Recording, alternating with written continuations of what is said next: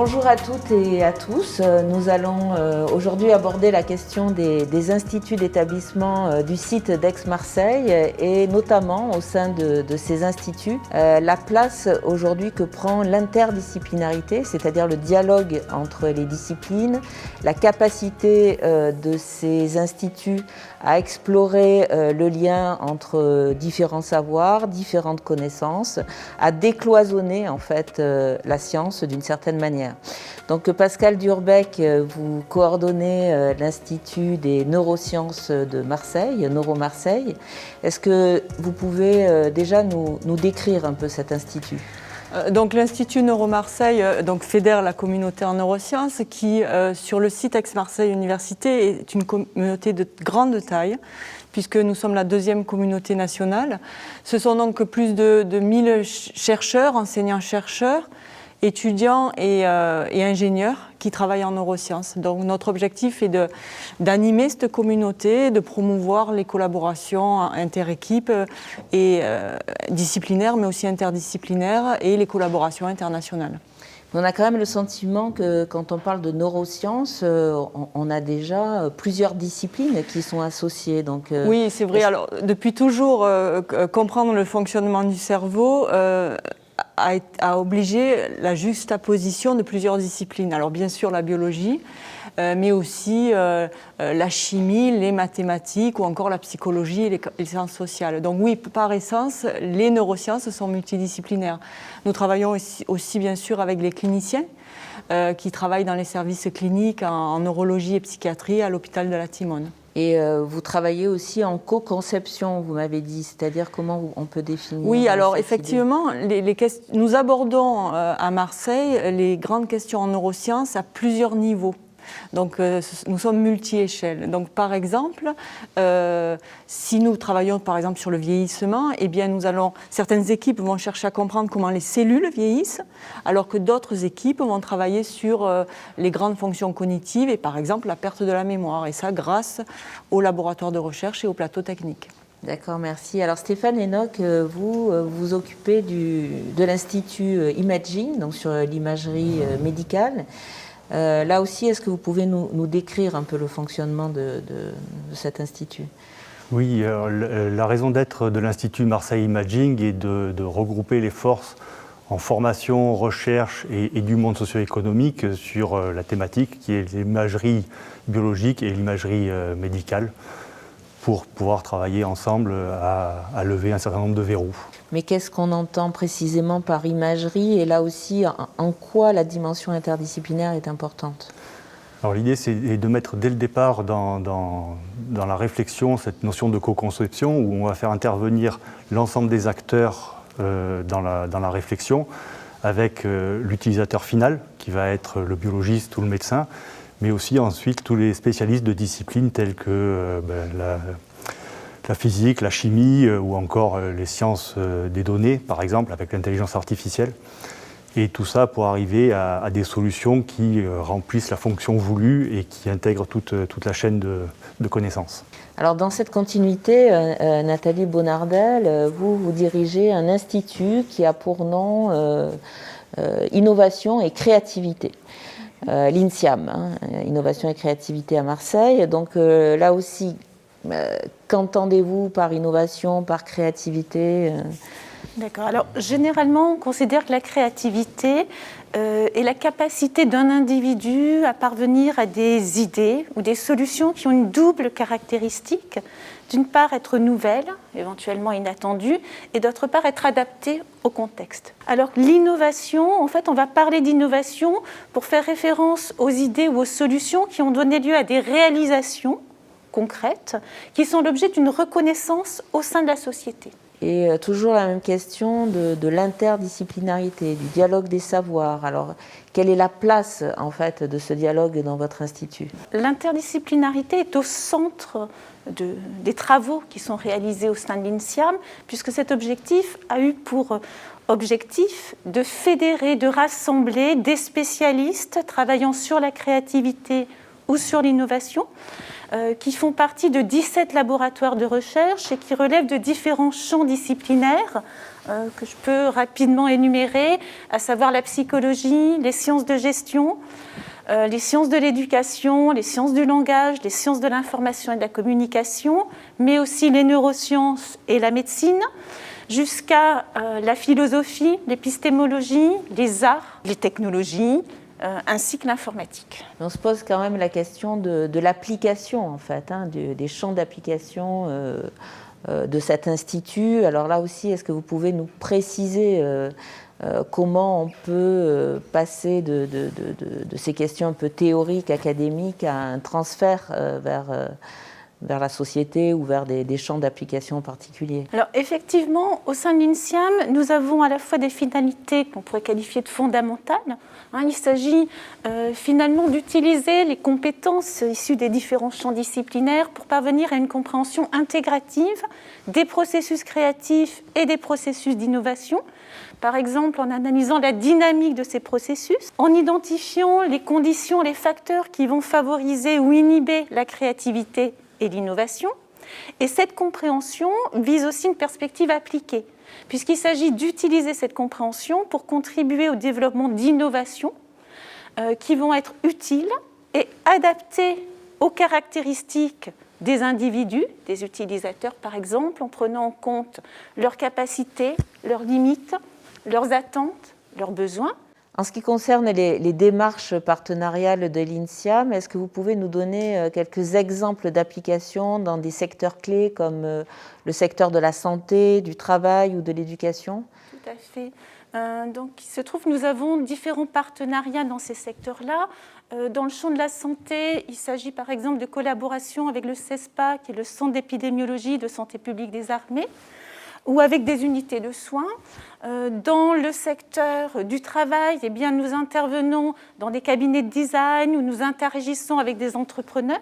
Il y a notamment un travail postdoctoral qui est en cours, qui vise à développer une démarche et un outil d'aide à la créativité relationnelle qui est destiné aux entrepreneurs et qui donne lieu à des développements actuels avec la SAT, la Société d'accélération du transfert de technologie. Et dans le secteur de l'éducation, eh bien, nous avons des partenariats au niveau régional avec le centre de recherche de l'école de l'air pour la formation de futurs pilotes d'avions de chasse. Nous intervenons avec des collègues de l'INSPE, donc de l'Institut national supérieur du professorat et de l'éducation, et au niveau international avec la Haute École pédagogique de Lausanne. Alors Jean-Paul Borg, votre institut est un institut sur le cancer et l'immunologie. Alors première question, pourquoi ces deux disciplines vont de pair et sont intimement liées dans votre institut?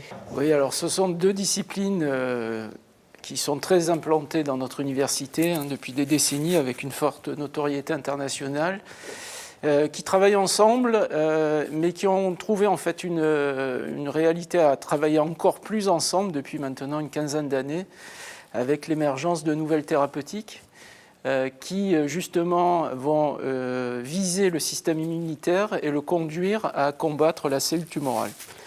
Donc c'est le champ de l'immunothérapie. Et donc au sein de l'Institut, on essaie justement d'encore plus faire travailler ces deux communautés, à la fois de scientifiques, d'ingénieurs, mais aussi de médecins, de pharmaciens, encore une fois qui se connaissent, mais qui font face à un nouveau défi, une meilleure connaissance, pour arriver au final, évidemment, à mieux traiter les patients. Mais en réalité, dans votre institut, on va bien au-delà de ces deux champs disciplinaires. Vous construisez tout un réseau en fait, de collaboration. Est-ce que vous pouvez nous en dire davantage ? Oui, alors la réalité du terrain fait que l'interdisciplinarité maintenant est obligatoire dans la prise en charge des cancers, et encore plus lorsqu'on veut utiliser le système immunitaire comme arme de combat. On doit maintenant mieux comprendre la complexité de ce qu'est une cellule tumorale au sein d'une tumeur. On sait qu'il y en a plusieurs, on sait qu'il y a aussi d'autres cellules qui composent cette tumeur, en particulier des cellules du système immunitaire. Et donc on a besoin de décrypter cette complexité ce que l'on appelle l'hétérogénéité tumorale, grâce à des technologies qui n'existaient pas avant et que l'on a maintenant doit mettre en place, qui font appel à de la physique, à de l'analyse de données mathématiques, en particulier de la chimie. Et donc c'est une interdisciplinarité qui débarque et dont on a besoin maintenant à la fois dans les laboratoires, mais également à l'hôpital. Et c'est tout l'objet, l'essence de cet institut, de faire entrer cette interdisciplinarité dans ces deux secteurs. Il y a quand même une dernière singularité, il me semble, c'est le lien entre les laboratoires de recherche, peut-être, et puis le milieu hospitalier aussi, qui est un écosystème qui est le vôtre au quotidien. Exactement, qui par nature d'ailleurs est interdisciplinaire. Mais qui a besoin de l'être encore plus dans des thématiques qui commencent à entrer, mais avec difficulté, puisqu'il n'y a pas forcément une formation des médecins et des pharmaciens en mathématiques, en physique, en tout cas très poussée pour la prise en charge des patients. Donc l'hôpital est un nouveau terrain en fait pour cette interdisciplinarité dans le champ du cancer de l'immunologie. Et donc ça, c'est aussi un des enjeux, comment transférer la connaissance des laboratoires au sein de l'hôpital, mais aussi former les personnels à cette interdisciplinarité. Oui, effectivement, on voit bien que la recherche s'ouvre vers ces multiples disciplines, que ça devient un défi essentiel. Mais avant d'arriver à la recherche, il y a cette question de la formation, c'est-à-dire il faut aussi former les étudiants à une sensibilité plus grande peut-être à cette ouverture disciplinaire. Et les instituts portent ces questions de lien entre formation et recherche. Stéphane Enoch, est-ce que vous pouvez nous expliquer davantage ce lien formation-recherche et qui existe de façon vraiment essentielle dans ces instituts? Oui, effectivement, un des objectifs importants de nos instituts est de développer ce lien entre formation et recherche. Alors pour cela, on peut imaginer un certain nombre de dispositifs, comme par exemple augmenter le temps de présence des étudiants très tôt dans les laboratoires, avec des formats d'alternance où ils alterneront entre temps de formation et temps de présence dans les laboratoires, comme existe l'alternance en entreprise actuellement. On pense aussi à développer l'utilisation des plateformes technologiques pour la formation. En effet, on a des dispositifs en recherche qui sont extrêmement coûteux, extrêmement pertinents pour la recherche, mais qui pourraient l'être aussi pour la formation.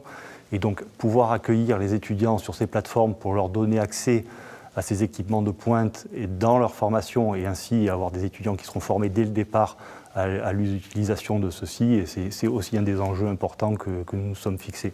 Et d'ailleurs, je crois que Neuroschool en particulier, toute la formation qui s'est mise en place déjà depuis quelque temps au sein des neurosciences porte complètement ce projet, donc Neuroschool.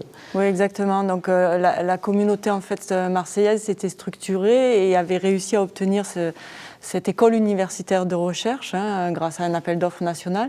Donc Neuroschool, c'est en fait une graduate school à la française, c'est-à-dire qu'en fait, elle propose de la formation pour les étudiants dès la licence 3e année, évidemment le master et le doctorat.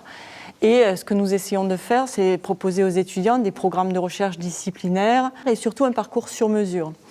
Donc en fait, les étudiants ont le choix de choisir dans cette offre de formation leur parcours et donc nous avons mis en place par exemple des parcours, des modules supplémentaires comme par exemple un diplôme en communication où les étudiants qui sont formés en neurosciences pendant le doctorat peuvent ensuite se former à l'école de journalisme de Marseille pour essayer de travailler sur les aspects communication et peut-être plus tard s'orienter vers des métiers de journalisme en communication scientifique. Donc nous avons aussi des programmes qui permettent de favoriser la mobilité internationale. Et ça, dès la licence 3e année, nous proposons à nos étudiants de partir pour faire la recherche dans des laboratoires internationaux. Mais nous avons aussi des possibilités de bourse pour accueillir des étudiants étrangers qui viendront alors se former dans nos laboratoires, dans les laboratoires de Neuromarseille. Alors, on pourrait terminer avec un point essentiel, c'est qu'au-delà des murs de l'université et des laboratoires, se développe toujours davantage le lien avec la société, les démarches partenariales. Donc, tenter de créer du lien vers la société, vers des entreprises. Donc je pense que l'INSIAM, Nathalie Bonardel, est très ouvert sur cette démarche partenariale avec le Créalab en particulier. Est-ce que vous pouvez nous en dire davantage? Avec plaisir. Donc en effet, l'une des actions phares de l'INSIAM a été de mettre en place un centre d'expertise, de conseil et de consultation qui est spécialisé sur la créativité et l'innovation, donc l'on appelle effectivement le Créalab.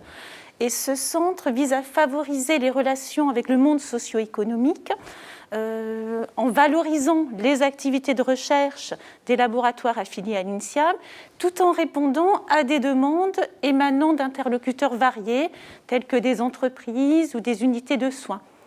Dans ce cadre, il peut s'agir de demandes ponctuelles qui vont donner lieu à des prestations ou de demandes à moyen ou long terme qui peuvent donner lieu à des financements de thèses en collaboration avec les entreprises ou à des contrats de recherche appliqués.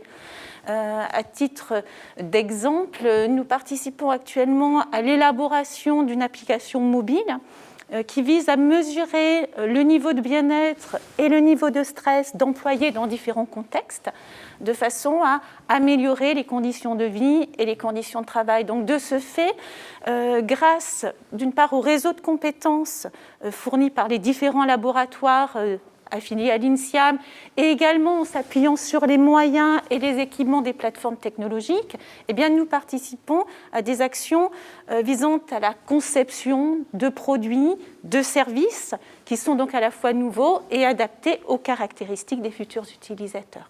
Voilà, utilisateurs, citoyens. Donc aujourd'hui, il y a véritablement le souci, et les instituts prennent en compte cette demande, ce besoin de la société de mieux comprendre finalement la science, de mieux se positionner face à ces enjeux. Donc la question de la transmission, de la médiation scientifique est essentielle. Pascal Durbeck, effectivement, avec toutes ces questions qui sont liées au fonctionnement du cerveau, on est là au cœur d'enjeux de société importants. Comment ça se joue dans votre institut ? Oui, c'est vraiment au cœur de notre problématique. Les citoyens ont besoin de comprendre les neurosciences actuellement, comprendre les pathologies neurologiques, neurodégénératives ou psychiatriques, ou même comprendre les sciences de l'éducation finalement. Les neurosciences sont au centre de toutes ces questions. Donc, ce que nous faisons, c'est nous essayons de proposer des débats, des manifestations scientifiques vers le grand public, mais aussi des expositions d'art, parce que les résultats qui sont obtenus dans les laboratoires sont souvent très, très beaux, c'est visuellement très beau. Et nous sommes aidés dans ces actions par des associations d'étudiants et de chercheurs qui sont aussi très actifs.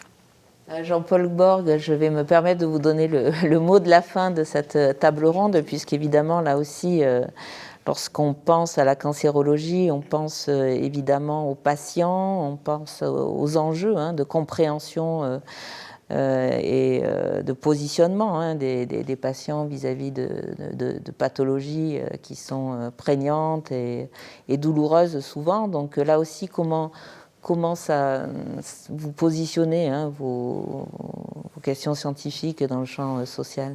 Alors, le regard du patient est déterminant dans notre champ disciplinaire. Il a été à Marseille d'ailleurs, à l'Institut Paoli Calmette, depuis très longtemps regardé comme essentiel dans la prise en charge, mais aussi dans la recherche, avec un comité patient dans cet hôpital. Ça a été ensuite diffusé dans le cadre des plans cancer depuis maintenant une quinzaine d'années. Et donc évidemment, cet œil extérieur, mais intérieur à la fois, des patients, au travers de leurs associations, est très important. Et d'ailleurs, un représentant de patients fait partie de notre comité de pilotage pour justement nous permettre d'avoir cet œil, je dirais, à la fois interne et externe, qui est très important pour aussi non seulement valider, mais donner un sens à nos actions. Merci beaucoup Jean-Paul Borg, merci à vous tous pour vos explications.